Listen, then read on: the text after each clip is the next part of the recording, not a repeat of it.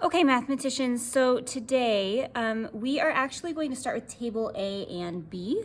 You can do table C without these, but I realized table C is a lot easier if you've done table A and table B.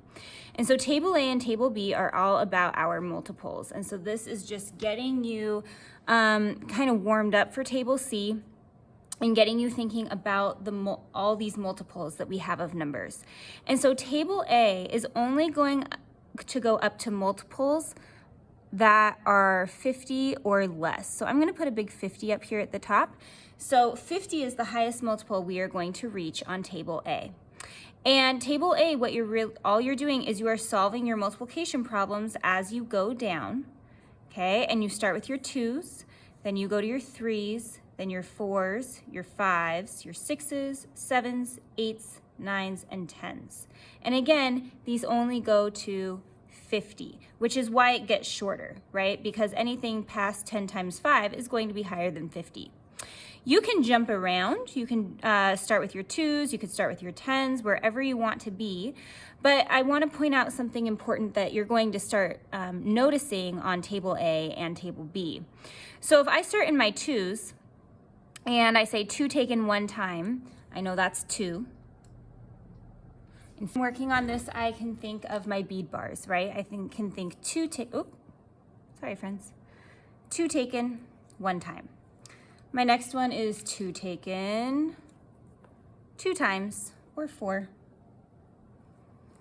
My next one is 2 taken 3 times, or 6.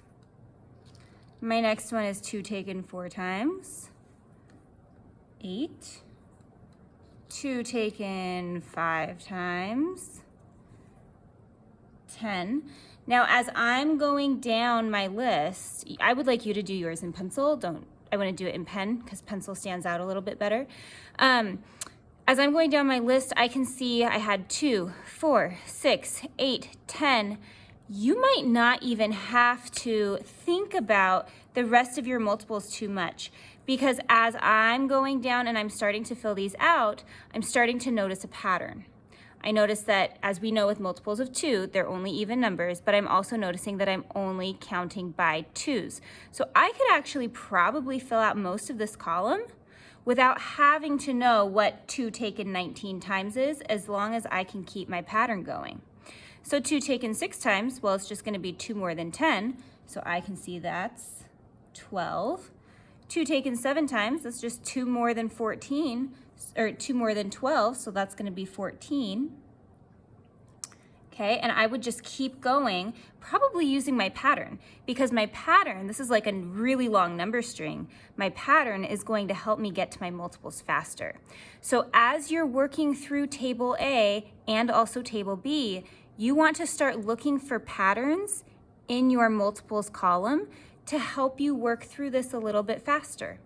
Okay, if you need a math journal next to you to help you work out some of these bigger problems, if you don't see a pattern, that would be a good idea, right? If you get to 4 times 12 and you haven't found a pattern yet, maybe you do want your journal so that you can start adding up, 4 12s or 12 4s, okay? So you're gonna work through table A, and once you've done table A, you're going to move on to table B, which looks pretty much exactly the same, except this time it starts off where table A ended. So table A ended with 2 taken 25 times, and table B starts off with 2 taken 26 times. So actually, I'm going to do something. If we were to look at them like this, my patterns just keep continuing. So if I knew what 2 taken 25 times was, 2 taken 26 times is just going to continue my pattern. If I knew what 3 taken 16 times was, 3 taken 17 times is just going to continue my pattern. Okay. Table B is going to multiples of 100. Okay. So essentially doubling our multiples. Multiples to 50, multiples to 100. Look for patterns. I can't say it enough. My 2's row was counting by 2's. Think about what's going to happen with 3's, 4's, 5's, 6's, all the way up to 10's. Okay, you can jump around. You can start with 2s, you can start with 10s, you can start wherever you'd like, but look for your patterns.